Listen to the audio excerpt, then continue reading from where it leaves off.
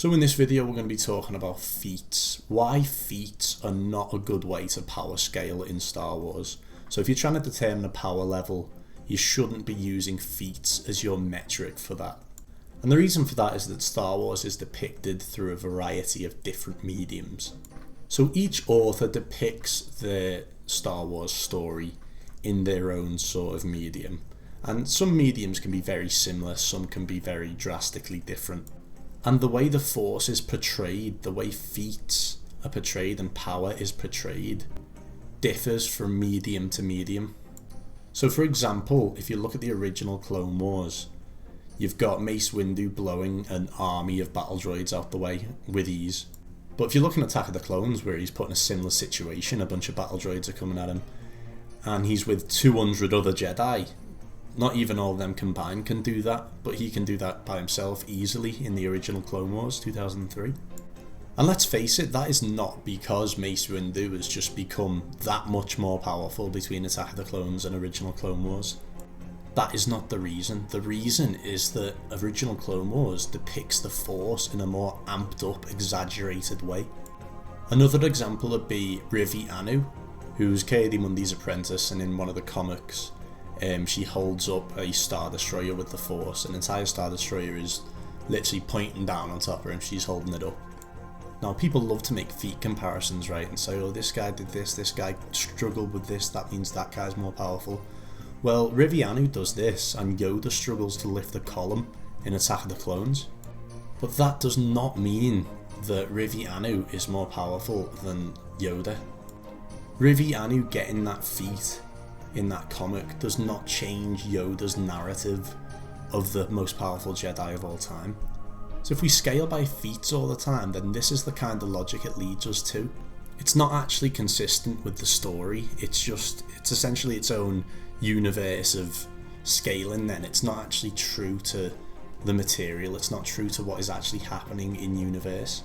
Because by the exact same logic people make these feat comparisons, one could say that Rivi Anu is more powerful than Yoda, which obviously isn't true.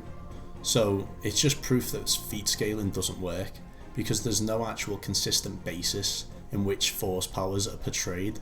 Anyone could get any kind of feat throughout the amount of authors writing for Star Wars throughout the entire EU. Anyone can get any kind of feat, and it's not meant to make that sort of lasting statement on other materials when they do.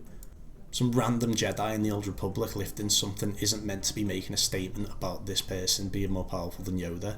That's not in the narrative, that's not part of the story, that's just not true. And of course there's nothing wrong with scaling through feats, using feats within the same medium. So for example, Luke and Kip's Dove Basil feat in the NJO is meant to imply proximity. And that's a statement there that the author is trying to make through those feats. Whereas making feat comparisons across different authors, across different mediums, it doesn't really work because one author doesn't necessarily have authority to change the narrative of another character unless that is written directly into official licensed material. And an author simply writing a big feat for their character doesn't mean that he's looked at another feat of a different character and put his feat in there to one up this other guy. You know, that's a completely arbitrary thing that the community, they make those comparisons, right? The authors aren't thinking about feat comparisons across different mediums when they're writing a big feat for their character kind of thing, you know what I mean? So The Force Unleashed, for example, is a purposefully amped up medium. The Force is displayed big and flashy, and that's for gameplay purposes and just enjoyment. Same with SWTOR, although they try and keep the gameplay and the dueling kind of grounded towards the film medium. The feats and the Force displays are big flashy purple like swirls of energy that are very visual. Original Clone Wars, everyone's just an army buster. The Jedi are portrayed as these like super unstoppable superhero type characters. And then the real medium, what is actually true, the true medium, is the film medium. So the powers these people display in these amped up, exaggerated different mediums are all just a distortion of the real medium. So that's how we're seeing it. In reality, if you want to look for the canonical truth, if you really want to be canonically accurate, which we like to do on this channel, we have to consider the medium distortion. People sometimes call this in the community the foggy mirror effect. So when you're looking in the mirror, what you're seeing through a foggy mirror isn't necessarily exactly what is there, it's sort of distortion, and that's how you're meant to treat those different amped up mediums, but the real medium is the film medium. He also wanted it to be original, which is, I assume, why he accepted the idea of the Force being kind of amped up to 11 for all the Force users, that, you know, he thought that was perfect for a game. I don't think he thought that was perfect for, you know, the universe, but for the game, for the purposes of the game, that version of the universe, he was cool with that. And so going back onto the concepts thing, when I was saying these feats don't have authority, they cannot change these narratives embedded in the stories. So the whole thing is that, you know, with the Sith progression, you know, Freedom Nad surpasses Naga Sadow, and then Exar Kun surpasses Freedom Nad, absorbs the spirits kind of thing. So they're absorbing each other's spirits there, so that is a progression. Those guys are stronger. But then you could get feat comparisons that could yield Naga Sadow being stronger than Exar Kun or like Freedom Nad.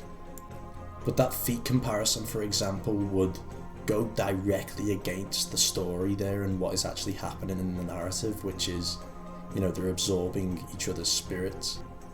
And that's just one example of how feat scaling largely conflicts with the broader narrative. But, you know, there's endless instances of conflictions like that, and it's to the point where it's just like, what's the point? Because it's so far divergent from the story and what's actually happening. It's its own headcanon fictional universe essentially at that point. So many of these feat comparisons and feat scaling chains are just completely divergent from the story and the truth of the Star Wars verse and what's actually happening there. You know, people too often look at the character as if they're defined by a singular feat, and it's like there's so much more to that character than just that feat. If anything, it's kind of insulting to narrow that down and refine that character into just one moment where he does this feat. Usually there's a whole lot more about the character to dive into that reveals a whole lot more about how he works, how his power functions, etc.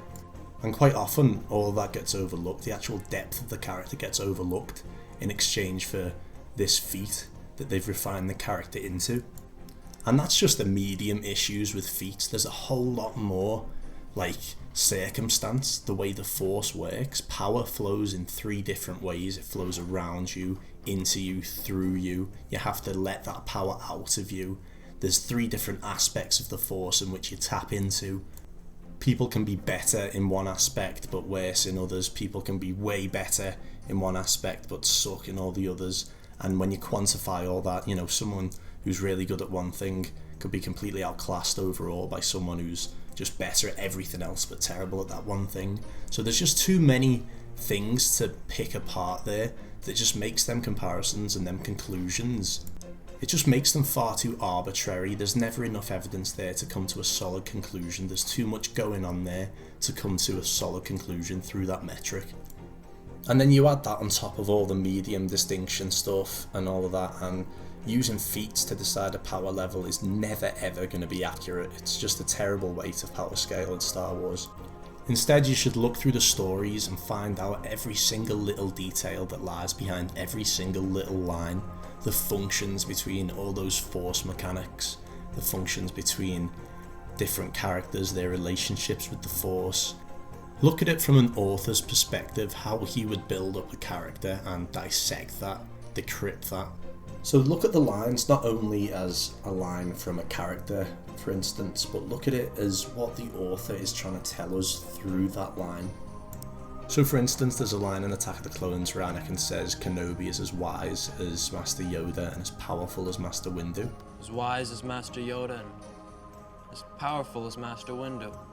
So don't immediately look at a line like that and think, oh, Anakin doesn't know how powerful Master Windu is in comparison to Kenobi, like he doesn't know that, so how can that be true? Don't assume that the author is trying to make some sort of point there about Anakin being mistaken. Narratively, there's no point for him to set something like that up and then lead it nowhere. Realistically, it's probably just conveying that George actually thinks that Mace Windu and Kenobi are equals in power. That's why he put a line like that in the film. It's to convey these little details. Look at what George is trying to convey through putting those lines in the film. Always look at it from an author's point of view, from their perspective. And when placing and ranking people from cross mediums, always consider what that character would be like in the film medium. For example, Starkiller, put him in the film medium, he's not going to be doing those huge feats that he's doing in the Force Unleashed, he's just not. The Force does not exist like that in that medium. But that's how you find out what's really going on there, that's how you find out how powerful characters really are. And we're going to be diving into all of that on this channel, so if you're interested in that, stick around, and if you're not, then don't.